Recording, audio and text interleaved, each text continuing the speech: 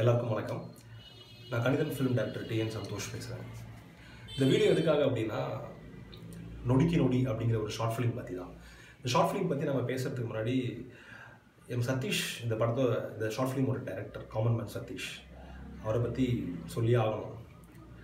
ஒரு படத்துக்கு ரொம்ப முக்கியமான விஷயம் ப்ரொமோஷன். அது ரைட் டைமில் ரைட் பிளேஸில் கொண்டு போய் சேர்க்கணும். அதுதான் கரெக்டான ஒரு ப்ரொமோஷன். என் படத்துக்கு சதீஷ் ரொம்ப சூப்பராகவே பண்ணார். ஏன் ஸ்பெசிஃபிக்காக என் படம் நான் சொல்கிறேன்னா, இந்த மாதிரி சின்ன படங்கள், கணிதன் மாதிரி ஒரு சின்ன படங்களுக்கெல்லாம் ப்ரொமோஷன் ரொம்ப ரொம்ப இம்பார்ட்டண்ட். சோஷியல் மீடியாவில் இன்றைக்கி நிறைய விஷயங்கள் ஸ்ப்ரெட் ஆகிட்டு இருக்கு. ஒரு ஆட்சியை கூட மாறுது, ஆட்சி பிடிக்கிறாங்க. அந்த அளவுக்கு சோஷியல் மீடியா ரொம்ப இன்ஃப்ளூயன்ஸாக இருக்குது இன்றைக்கி.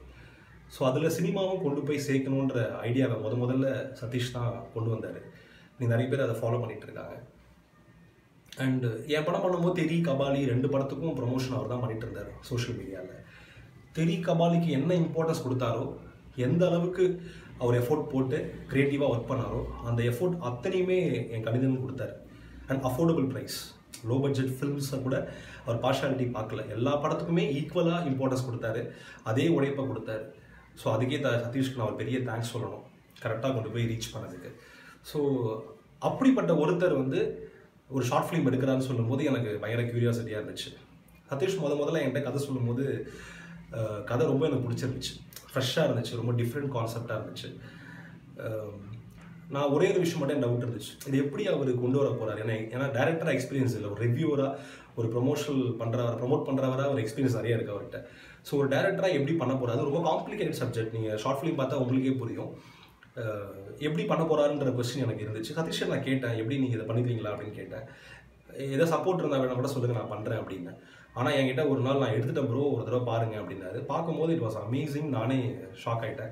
ஒரு ஃப்ரெஷ்ஷாக ஒருத்தர் பண்ண மாதிரியே எதுவுமே இல்லை. ஸோ அந்த அளவுக்கு சூப்பராக பண்ணிட்டார். ரொம்ப காம்ப்ளிகேட் சப்ஜெக்ட் அது.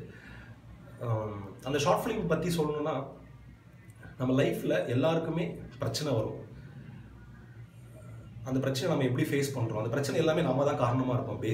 நம்ம பேசின ஒரு வார்த்தையாக இருக்கலாம், நம்ம செஞ்ச ஒரு செயலாக இருக்கலாம்.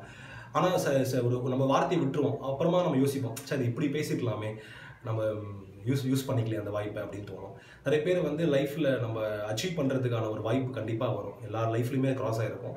நம்ம அது விட்டு போனது அப்புறமா தான் நம்ம யோசிப்போம், சரி இந்த விஷயத்தை நான் இப்படி ஹேண்டில் பண்ணிடலாமே. ஸோ லைஃப் என்றைக்குமே நம்ம செகண்ட் சான்ஸ் கொடுக்குமானா கொடுக்காது. அது ரொம்ப கஷ்டம். ஸோ இந்த ஷார்ட் ஃபிலிம் பார்த்து முடியும் போது செகண்ட் சான்ஸ் நமக்கு கிடைக்கிறது ரொம்ப கஷ்டம். கிடைக்கிற வாய்ப்பை ரொம்ப கரெக்டாக யூஸ் பண்ணிக்கணும் அப்படிங்கிறத ரொம்ப ஆணித்தரமாக, அழுத்தமாக, நல்ல டயலாக்ஸோட நொடிக்கு நொடி ஷார்ட் ஃபிலிமில் சொல்லியிருக்காரு சதீஷ். அவர் ரொம்ப மெச்சூர்டான டைலாக்ஸ், ரொம்ப மெச்சூர்டாக இருந்துச்சு. அவரோட பெர்ஃபார்மன்ஸ், அவர் நடிச்சிருக்காரு ஆக்சுவலாக. அவர் கூட பண்ணவங்க பெர்ஃபார்மன்ஸ் எல்லாமே ரொம்ப மெச்சூர்டாக இருந்துச்சு.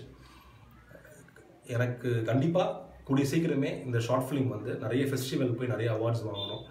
இது ஒரு நல்ல ஒரு ஃபியூச்சர் ஃபில்மாக இந்த படம் வரணும் அப்படின்னு சதீஷ்க்கும் அந்த ஹோல் டீமுக்கும் என்னோடய வாழ்த்துக்களை தெரிவிச்சுக்கிறேன். நன்றி, வணக்கம்.